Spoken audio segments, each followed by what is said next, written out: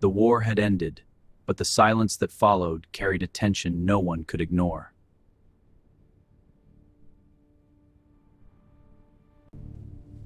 The same allies who once stood united in war now faced each other with growing distance and quiet suspicion. Decisions about the future of Europe were being made, but behind every agreement, deeper disagreements were beginning to grow. Two different visions for the future were already taking shape, each side determined to shape Europe in its own way. In the East, the Soviet Union began tightening its control, securing influence over countries that had just been freed from war. Meanwhile, in the West, plans were being formed to rebuild nations under a very different political and economic vision. Behind closed doors, conversations grew colder, and the trust that once united them began to slowly disappear. A division was forming, not officially declared, but clearly understood by both sides watching each other carefully. Meetings ended with formal agreements, but the real questions remained unanswered, leaving both sides uncertain and cautious. The war was over, but beneath the surface, a new kind of conflict had already begun to take shape. Across Eastern Europe, governments began to change, slowly aligning with Soviet control and influence. New leadership emerged in these regions, often backed directly or indirectly by the Soviet Union. By order of the new government, these offices are now under our authority. These Soviet gains are alarming. We must counter Belarus' expansion. In the West, these changes raised serious concerns about the balance of power in Europe. Two different systems were now becoming visible, each shaping its own version of the future. Barriers began to appear, not always physical, but clear enough to separate one side from the other. The alliance is fracturing. We must adapt. Agreed. The old strategy is obsolete. We shift focus. Security first. Containment is our new path. Diplomatic meetings continued, but the warmth of cooperation had been replaced by careful and guarded interactions. Lines of influence became clearer, even without official announcements or declarations. Agreements remained on paper, but trust between the sides had already begun to disappear. The alliance that had won the war was quietly breaking apart, giving rise to a new and uncertain global rivalry. Across Europe, a division was becoming more than an idea, slowly turning into a visible and undeniable reality. In the East, control tightened further, with governments aligning more closely under Soviet influence and direction. Meanwhile, Western Europe began rebuilding with a different approach, focusing on recovery, openness, and stability. The difference between the two sides was no longer hidden, it was becoming clearer with every passing day. We must remain steadfast in our resolve. Our values will light the way. Our path is clear. We will defend our ideals against all threats. In 1946, a speech would give this growing division a name that history would never forget. From Stettin in the Baltic to Trieste in the Adriatic. The words spoken that day captured what millions were already beginning to feel but could not yet fully explain. An iron curtain had descended across Europe, dividing East and West in a way that would shape the future. This was not just a line on a map, but a powerful symbol of growing mistrust and separation. The divide was now clear, and what began as unease had turned into a lasting and dangerous rivalry. By 1947, the United States realized that this growing divide could no longer be ignored or left unresolved. The Soviet threat demands a new strategy. Containment, Mr. President? Precisely. A doctrine to counter Soviet will require bipartisan support. We must lead. This strategy would soon be known as a policy designed to contain the spread of power across regions at risk. Countries like Greece and Turkey became early focus points, seen as critical in maintaining balance in the region. Support was promised, not through direct conflict, but through economic and political assistance. Gentlemen, this map changes everything. We must prepare for opposition. This shifts us from cooperation to active opposition. Precisely. Without open conflict, but opposition is key. Comrades, the West's provocations are a direct challenge. Agree, must not protect our sphere. On the other side, these actions were seen as direct challenges, further deepening the growing divide.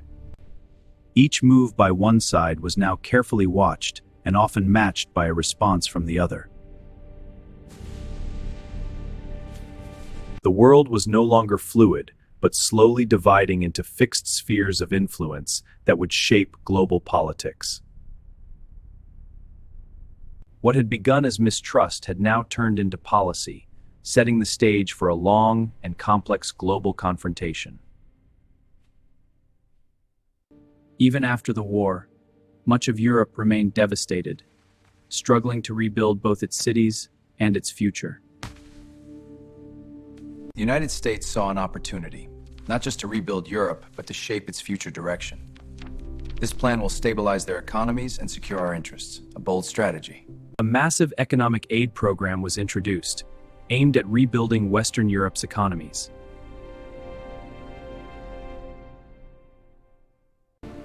This support helped industries recover, cities rebuild, and stability slowly return across the western side. But in the East, this plan was viewed with suspicion and seen as an attempt to expand influence. The Soviet Union rejects participation, and we will discourage our allies. But the Eastern nations need this support. No, they will decline. That is final. This decision deepened the divide, clearly separating Europe into two opposing economic and political systems. As time passed, the contrast between the two sides became even more visible in daily life and economic progress. Both sides now fully understood that this was no longer temporary, but the beginning of a long-term global rivalry. This is a long-term rivalry. We must prepare for a long struggle. And at the center of this growing conflict, one city would soon become the focus of a major crisis. Berlin stood deep inside Soviet-controlled territory, yet it remained divided between East and West.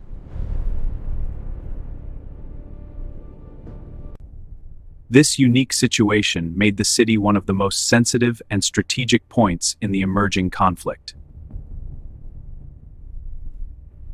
When Western powers introduced a new currency in their zones, it signaled a major shift in control. The Deutsche Mark is now in effect. This marks a new era for our economy. Comrades, this Western move is a grave provocation. We must mobilize immediately. Agreed. The risk of inaction is too high. Issue the orders. We respond with decisive action. All land routes into West Berlin were suddenly blocked, cutting off supplies and access to the city. West Berlin was now isolated, surrounded entirely by Soviet-controlled areas with no direct land connection. This isolation marked the start of the Cold War, as trust between wartime allies broke and they turned into rivals. Millions of people inside the city now face shortages of food, fuel, and essential supplies. The shops are bare. What will we We can do? find a way. We can't give up. But how? The West faced a difficult choice: either step back or find a way to support the city without escalating conflict. We cannot allow this blockade to succeed. We need another option. Instead of retreating, a bold and unexpected plan began to take shape in response to the blockade. A new operation would soon begin, one that would turn the skies into lifelines for an entire city. With land routes blocked, the only way into West Berlin was through the air, turning the skies into lifelines. Aircraft began landing continuously, delivering food, fuel, and supplies to a city cut off from the world. Every landing mattered, as crews worked around the clock to keep supplies flowing without interruption. Next one! Planes were scheduled with incredible precision, arriving every few minutes to maintain a constant supply chain. For the people of West Berlin, each arriving plane meant survival and hope in an uncertain time. Pilots flew in difficult conditions, knowing that every mission carried risks but also the weight of millions depending on them. Checklist complete, we're ready. Let's go. Day and night, in all weather conditions, the airlift continued without pause, becoming one of the largest operations of its kind. Thousands of flights delivered essential supplies, proving that determination could overcome even the most severe restrictions. Despite the pressure, the airlift continued, leaving the Soviet Union facing a situation it had not expected. The Allies' unexpected response had turned the tables. What began as a crisis was turning into a powerful demonstration of resilience and strategic determination.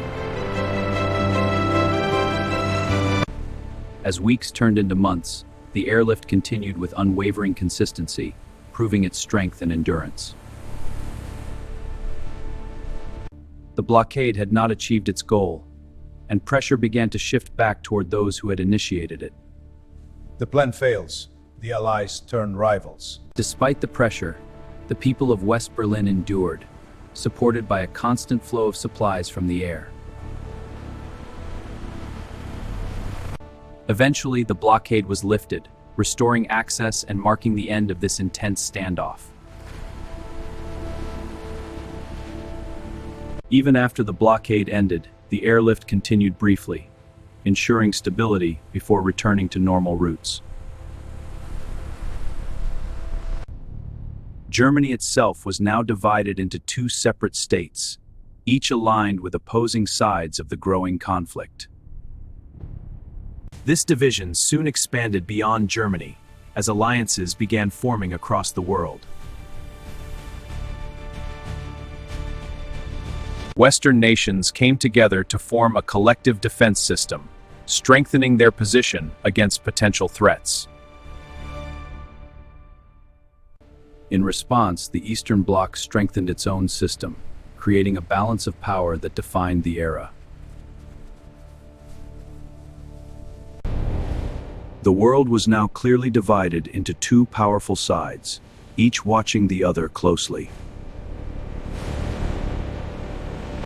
Direct conflict was avoided, but tension remained constant, shaping decisions and strategies on both sides. This new phase of conflict would not always be visible, but its effects would be felt across the world.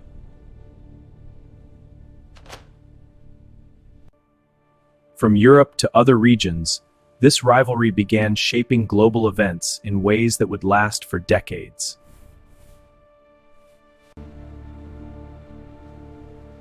You can't cross here. The sector is sealed. But my family is on the other side. Berlin remained a powerful symbol. The differences between the two systems would continue to grow, shaping the lives of millions for generations. What began as mistrust had now become a structured and lasting global division. This rivalry would define global politics, influencing decisions, alliances, and conflicts for decades to come. The Cold War had begun, not with open battles, but with silent tension and strategic moves. The end of one war had led to the beginning of another, one that would shape the modern world.